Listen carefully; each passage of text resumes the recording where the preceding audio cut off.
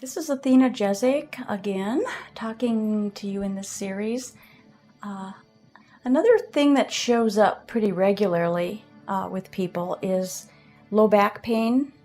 Oftentimes it's sciatica, which is the compression or a problem or inflammation with the sciatic nerve, which is a lot of pain that comes out of this hip area. It can run down the leg, and it's very painful and it's very uncomfortable. I've found something that works for sciatica that's quite effective for sciatica, that's I've seen work better than anything else with most people, and that is just working on the sacrum, getting the sacrum to align rather than doing a lot of stuff with the muscle itself. Because for me, every time I work that way, it seemed to be more aggravating for people. Although the problem is sometimes people think they just have to be clawed into the area that hurts, and it's really not the thing that's the best. But without an understanding of the human body or your own body and all these ideas about the way things are won't help you in understanding how things could be unlocked or released by going to a different part of the body, because it's all very, very much interconnected. And if you have hands that have been trained, you can feel where the connections are and you can feel where the resistance is. So what I'm doing right here is just getting a feeling for her sacrum. She does not suffer from sciatica, but I can still show the things that go on and how I treat it. I have had cases where sciatica has been worked for literally months, and within 30 minutes of a sacral pull, the pain has gone away. Now, that doesn't happen all the time, but there have been cases that I've worked like that, and the sciatica pain held. Just a couple follow-up treatments, and they were pretty much out of the back pain that they had been suffering from for so long. So, if you are working in this field, I would say just experiment with, as you get more tools in your toolbox, master what you've learned, and then begin to integrate them, because you can find a lot of treasure in that kind of work.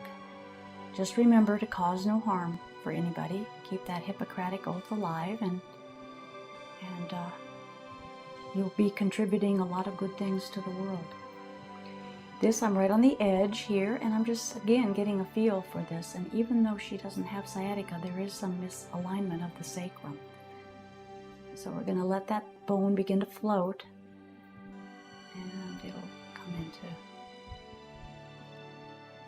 a softer place. And then I'm going to be pulling it in this direction. It's actually my thumb, my palm of my hand is right at the sacral level there. Let's see. Grab this.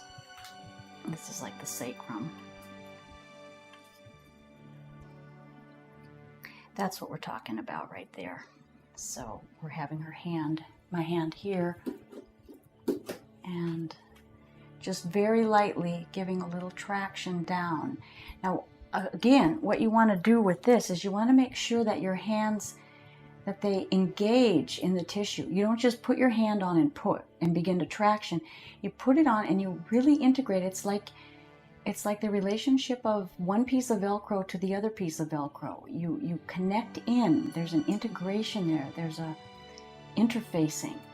And when that happens, then that's when the body is saying, okay, I'm okay with you there. So now we're engaged, and now there's just a little traction happening.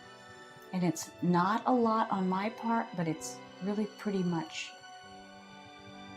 to the body. And if the person on the table is sensitive to that, they will feel things going on. So that's just a way to get started, to feel the position of the sacrum, what direction it's going, if there's any kind of pulsing. And what is happening here is there's a little bit of a wag going on. The sacrum is moving this direction and then that direction with a little bit of a roll. It's rolling like this and like that, which is not the way the sacrum wants to go, but it's not in any position that's causing this person any real pain. However, if it's left undone for too long, and as she ages, there will be more issue going on with this misalignment. Okay.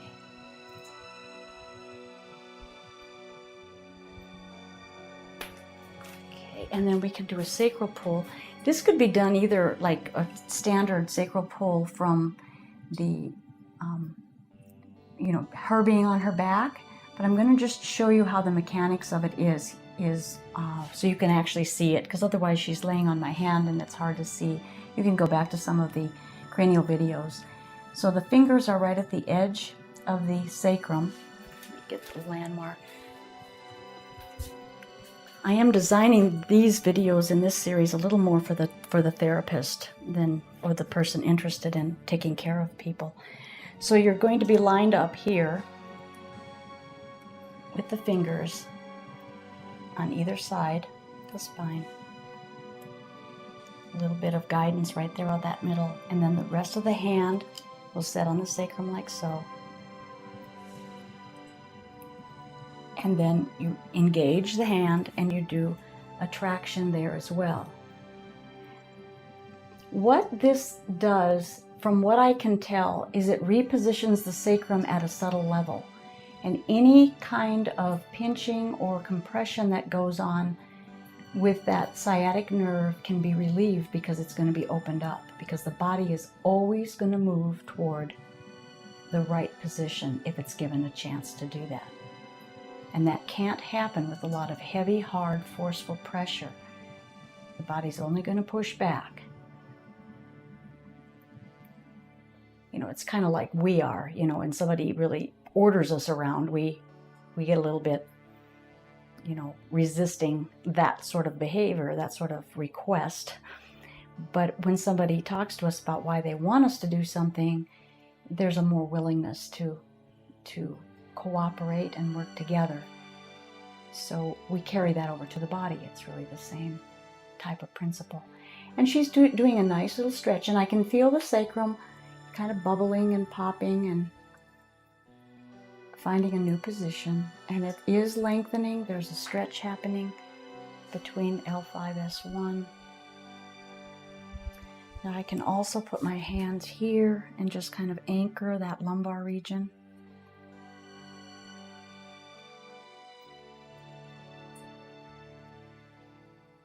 And there's a lot of swimming. It's really finding its way. Now also, as the sacrum is moving like that, you're also getting changes going up the dural tube, and it's happening in the vault of the cranium as well.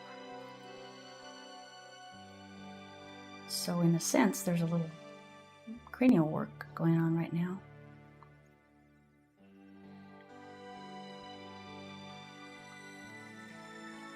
Okay, so that feels nice and stretched. There's warmth. Sometimes you'll feel heat where there wasn't heat before.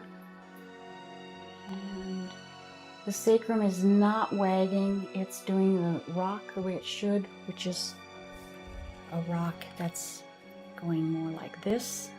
Before it was doing a roll back and forth like this. So we've corrected that just in itself. There's one other thing that sciatica can be caused from, and that is from full bowels that are pressing against the sciatic nerve from the inside. So you can have some bowel issue, and that can also cause some inflammation or some problems with the sciatic nerve.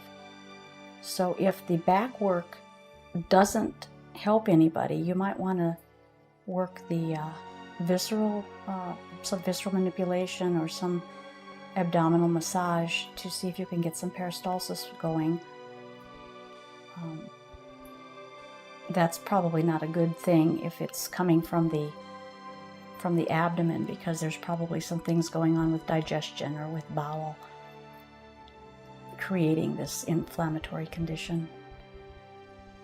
So it's hard to know exactly what's going on without a lot of testing, but when you get an idea for what's going on, and a lot of times just a little work to correct things will show you what else to do to help the body along, and the body will move towards wellness. We do not need to be sick. We just do not need to be sick.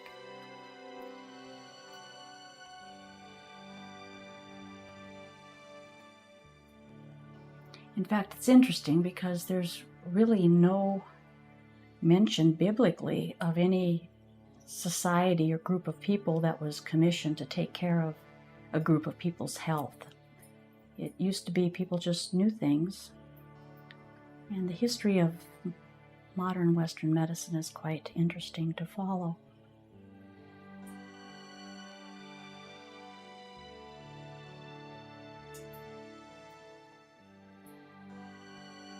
My hand is on the top, just guiding the dural tube now.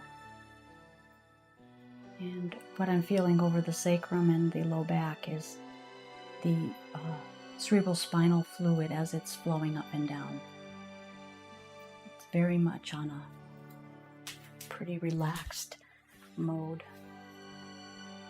Yeah. Okay, so I hope that gave you some idea how to work with sciatica if you are facing that, or you ever have anybody that has that problem. Okay, this is Athena Jezik from Austin, Texas.